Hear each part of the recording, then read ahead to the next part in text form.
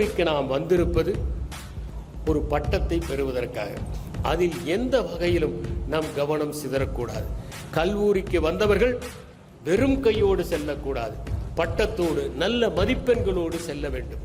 பட்டம் பெறுவது பட்டறிவை பெறுவதற்காக. பேராசிரியர்கள் நடத்துகிற ஒரு வகுப்பை கூட தவற விடாதீர்கள். நாம் புத்தகத்திலே இருக்கிறதை படிக்கலாம், ஆனால் வகுப்பிலே கேட்கிற போதுதான் அது ஆழ்மனத்திற்கு செல்லும். படிப்பது மேல்மனத்திலே தங்கும். மேல்மனத்திலிருந்து விடைகள் வராத போதெல்லாம் ஆழ்மனத்திலிருந்து அந்த விடைகள் வரும். ஒரு வகுப்பை கவனிக்கின்ற போது எண்ணற்ற வகைகளில் நம் சிந்தனைகள் நம்மை செம்மைப்படுத்தும்.